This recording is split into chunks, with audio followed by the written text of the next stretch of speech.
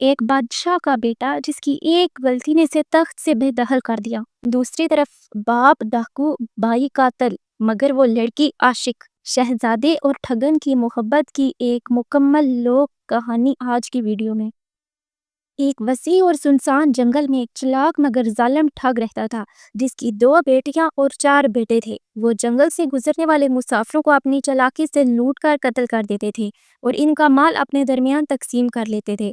اس کی بڑی بیٹی جادوگرنی تھی اور خزانے کو ایک نظر میں پہچان لینے کی صلاحیت رکھتی تھی۔ ادھر سلطنت کا بادشاہ سلطان راجہ تھا۔ اس نے اپنے بیٹے احمد راجہ کو ایک خطا کی وجہ سے ملک بدر کر دیا۔ راجکمار نے دکھی دل سے محل چھوڑا اور اپنے ساتھ 4 قیمتی نگینے اور چند سونے کے سکے رکھے۔ اس نے اپنا سفر شروع کیا اور جب وہ شہر سے کچھ فاصلے پر تھا تو اسے ایک فقیر کا آستانہ نظر آیا۔ فقیر نے اس کو دیکھا اور پوچھا، بیٹا تم کون ہو اور یہاں کیسے آئے ہو؟ راجکمار نے ادب سے کہا، میں شہزادہ ہوں، سلیمان راجہ کا بیٹا۔ مجھے میرے والد نے ملک بدر کر دیا ہے، اسی لیے میں پردیس جا رہا ہوں۔ راستے میں آپ کا آستانہ دکھائی دیا تو آپ کے درشن کے لیے رک گیا۔ فقیر نے شفقت سے کہا، بیٹا چونکہ تم پردیس جا رہے ہو اس لیے میں 4 باتیں تمہیں بتاتا ہوں۔ یہ وہ 4 باتیں ہیں جو تمہیں پردیس میں تمہارے کام آئیں گی۔ پہلی بات، پردیس میں اکیلا انسان کمزور ہوتا ہے، اس لیے ہمیشہ ایک سے بھلے ہوتے ہیں 2۔ دوسری بات، اگر تمہیں پردیس میں کسی اجنبی کا کھانا ملے تو اسے کھانے سے پہلے کسی جانور کو کھلا کر آزمانا۔ تیسری بات، اگر کسی دوسرے نے چارپائی بچھائی ہوئی ہے تو اس پر سونے سے پہلے اسے اچھی طرح جھاڑو کیونکہ ہو سکتا ہے کہ اس میں خطرہ ہو۔ چوتھی بات، اگر تم کسی جگہ دشمنوں یا ٹھگوں کے پھندے میں پھنس جاؤ، جہاں تک ہو سکے نرمی، گیان اور کہانیوں کا سہارا لے کر اپنا معاملہ سلجھانے کی کوشش کرو۔ راجکمار نے فقیر کا شکریہ ادا کیا اور اس کی دی ہوئی باتیں دل میں بٹھا کر اپنے سفر پر روانہ ہو گیا۔ چلتے چلتے ایک دن وہ ایک گھنے جنگل میں پہنچا جہاں اس نے ایک عقاب دیکھا جو ایک ننھے کچھوے کو اڑا کر لے جا رہا تھا۔ اچانک وہ عقاب کچھوے کو پکڑ سے گر پڑا۔ راجکمار نے اسے دیکھا اور اسے اس پر غم محسوس ہوا۔ اس نے سوچا، اگر اس بچے کو پالوں تو 2 کام ہوں گے، اس کی جان بھی بچ جائے گی اور فقیر کی پہلی بات بھی پوری ہو جائے گی، یعنی ایک سے بھلے ہوتے ہیں 2۔ وہ کچھوا لے کر ایک درخت تلے بیٹھ گیا، تھوڑی دیر میں سو گیا۔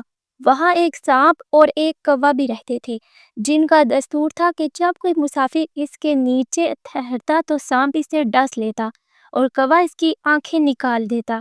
جب وہ سانپ راجکمار کو ڈسا تو وہ بے ہوش ہو گیا۔ کچھ دیر کے بعد کچھوے کی نظر راجکمار پر پڑی تو وہ چیخ اٹھا۔ جیسے ہی کوا آنکھیں نکالنے آیا، کچھوے نے اس کی گردن سے اسے پکڑ لیا اور چھوڑا نہیں۔ سانپ نے باہر آ کر کچھوے سے کہا، دوست میرے کو چھوڑ دو، لیکن کچھوے نے کہا، چونکہ تم نے میرے دوست کو ڈسا ہے اس لیے میں اسے نہیں چھوڑوں گا۔ سانپ نے راجکمار کا زہر پینا شروع کر دیا اور کچھ دیر کے بعد راجکمار تھوڑا تھوڑا ہوش میں آنے لگا۔ جب کچھوے نے یہ دیکھا تو اس نے بھی کوے کو چھوڑ دیا۔ کچھ وقت کے بعد راجکمار مکمل ہوش میں آ گیا اور کچھوے نے اس کو ساری بات بتائی۔ راجکمار کو فقیر کی پہلی نصیحت یاد آئی کہ ایک سے بھلے ہوتے ہیں 2۔ اس نے کچھوے کا شکریہ ادا کیا اور اگلے سفر پر روانہ ہو گیا۔ کچھ دیر کے سفر کے بعد وہ ایک دریا کے کنارے جا پہنچے تو اس پر کچھوے نے کہا، یہاں قریب ہی میرا خاندان رہتا ہے، میں ان سے ملاقات کر کے آتا ہوں۔ راجکمار نے اسے رخصت کیا اور خود وہاں سے نکل پڑا۔ جلد ہی وہ ایک علاقے میں داخل ہوا جہاں ٹھاکر اور اس کی بیٹیاں رہتی تھیں۔ بڑی بیٹی نے جادو کے زور سے فوراً بانپ لیا اور بولی، یہاں ایک مالدار نوجوان ہے، اپنے بھائیوں کو اسے پکڑنے کے لیے بھیجا۔ انہوں نے راجکمار کو روکا اور اسے کھانے کی دعوت دی۔ اس وقت راجکمار کے ذہن میں فقیر کی دوسری نصیحت آئی اور اس نے کھانے کا ایک ٹکڑا ایک کتے کو دیا جو فوراً مر گیا۔ تو اس پر راجکمار سمجھ گیا کہ کھانا زہریلا ہے اور واقعی کھانے میں زہر تھا۔ اس کے بعد ٹھگ کی بڑی بیٹی نے اسے ایک اوپر کمرے میں آرام کے لیے بھیجا اور کہا کہ رات بھر تم یہاں آرام سے سو سکتے ہو۔ راجکمار لیٹنے لگا لیکن اسے فقیر کی بات یاد آئی اور اس نے جب فوراً پلنگ کو جھاڑا تو پھر جب دیکھا پلنگ خود دراصل سوکھی لکڑیوں سے بنا ہوا تھا اور نیچے آگ بڑھتی ہوئی ایک کنواں تھا۔ راجکمار ساتھ میں پڑے ٹوٹے پلنگ پر آرام سے لیٹ گیا۔ تھوڑی دیر کے بعد ٹھاک کی چھوٹی بیٹی کمرے میں آئی اور اس نے راجکمار سے کہا، کل میری باری ہے، مگر میں تمہیں نقصان نہیں پہنچاؤں گی کیونکہ میں تمہیں پسند کرتی ہوں اور تمہارے ساتھ رہنا چاہتی ہوں۔ بس تم کسی طرح میری اس بہن سے بچ جانا۔ تھوڑی دیر کے بعد جب بڑی بہن آئی تو اس نے راجکمار کو بالکل صحیح پایا اور پھر اس نے سیدھے راجکمار سے نگینیں طلب کرنے لگی۔ اس پر راجکمار کو فقیر کی چوتھی نصیحت یاد آئی کہ دشمن کو باتوں میں گھیر کر وقت ضائع کرو۔ راجکمار نے بڑی بہن سے کہا، دیکھو میرے پاس کچھ نہیں ہے، اگر تم مجھے مار دو گی تو تمہارا حساب وہی ہوگا جیسے ایک شخص نے اپنے وفادار کتے کو مار دیا تھا۔ اس پر اس لڑکی نے کہا، کس کی بات کر رہے ہو تم؟ تو پھر راجکمار نے کہانی شروع کی۔ کہا، ایک مرتبہ ایک شخص کا وفادار کتا تھا۔ تنگ دستی کی وجہ سے اس نے کتے کو ایک امیر بنیا کے پاس 10,000 روپے کے بدلے گروی رکھ دیا اور اس رات بنیا کے گھر ڈاکو آئے۔ کتا سمجھ گیا کہ اگر میں بھونکوں گا تو سب جاگ جائیں گے اور ڈاکو ان سب کو قتل کر دیں گے، اس لیے کتا چپ رہا اور ڈاکو سب سامان لے جا کر رخصت ہو گئے تو کتا بھی خاموشی سے ان کے پیچھے چل پڑا۔ صبح کے وقت ڈاکو سامان ایک تالاب میں چھپائے اور چلے گئے۔ جب سیٹھ نے اپنے گھر کو اجڑا ہوا دیکھا تو وہ روتے ہوئے کہا، یہ نمک حرام کتا رات کو کچھ بھی نہیں بولا۔ کتا بنیا کی دھوتی پکڑ کر کھینچنے لگا۔ بنیا نے غصے میں آ کر اسے جھڑکا، لیکن ایک ساتھ والے آدمی نے اسے روکا اور کہا، کتا کچھ ضرور کہنا چاہتا ہے۔ پھر کتا ان سب کو لے کر چلا گیا اور وہ سب کتے کے پیچھے پیچھے چلنے لگے۔ کتا ان کو اس تالاب تک لے آیا جہاں پر رات کو چوروں نے سونا چھپایا تھا اور پھر وہ ایک سونے کی تھیلی لے کر باہر نکلا۔ اس کے بعد بنیا کے سارے نوکروں نے تالاب سے خزانہ نکال لیا۔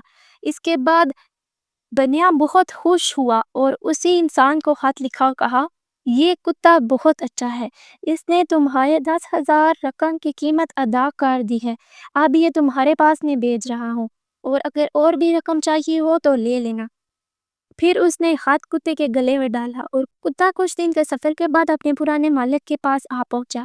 جب پرانے مالک نے اسے دیکھا اور فوراً غصے میں آ کر اسے قتل کر دیا اور یہ سوچا کہ شاید یہ وہاں سے فرار ہو کر آ گیا ہے، لیکن کچھ دیر کے بعد جب اس نے خط پڑھا تو اس کے آنسو بہنے لگے اور وہ بہت پچھتایا۔ اور یہی کہانی سناتے سناتے صبح ہو گئی۔ ٹھاک کی بڑی بیٹی نے کہا، تم نے مجھے تو باتوں میں لگا کر ٹائم ضائع کر دیا ہے، لیکن آج کا دن میری چھوٹی بہن کا دن ہے، اس سے تم بچ کر کبھی نہیں جا پاؤ گی۔ دن گزرا اور رات آئی تو چھوٹی بیٹی نے کہا، ہمارا وقت آ گیا ہے، ہم بھاگ جاتے ہیں بہت دور۔ راجکمار نے پوچھا، یہ کیسے ممکن ہوگا؟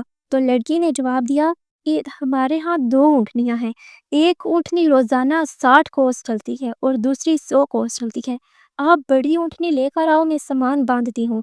مگر راجکمار غلطی سے چھوٹی اونٹنی لے آیا، لیکن جب 60 کوس چل کر وہ تھم گئی تو پھر انہیں احساس ہوا کہ وہ تو غلط اونٹنی کو لے آئے ہیں۔ ادھر جب صبح ٹھگ نے دیکھا تو نہ اس کی بیٹی تھی، نہ ہی راجکمار اور نہ ہی اونٹنی۔ ٹھگ اپنی 100 کوس والی اونٹنی پر بیٹھ گیا اور ان کا تعاقب کرنے لگا۔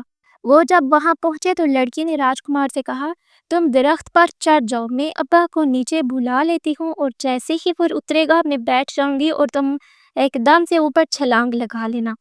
تو راجکمار درخت پر چڑھنے لگا، اتنے میں ٹھگ بھی وہاں آ پہنچا۔ بیٹی نے کہا، راجکمار مجھے دھوکے سے لے آیا ہے۔ جیسے ہی باپ اونٹنی سے نیچے اتر کر درخت پر چڑھنے لگا تو بیٹی جھٹ سے اونٹنی پر بیٹھ گئی اور راجکمار بھی تیار تھا، وہ بھی اونٹنی پر چھلانگ لگا کر بیٹھ گیا۔ یہ منصوبہ عین مطابق کامیاب ہو گیا اور دونوں جنگل سے باہر نکل گئے اور شہر تک جا پہنچے اور وہاں رہنے لگے۔ کچھ مہینوں کے بعد جب راجکمار کی ملک بدری ختم ہوئی، وہ اپنی محبوب ٹھگ کی چھوٹی بیٹی سے شادی کے لیے محل میں واپس آ گیا۔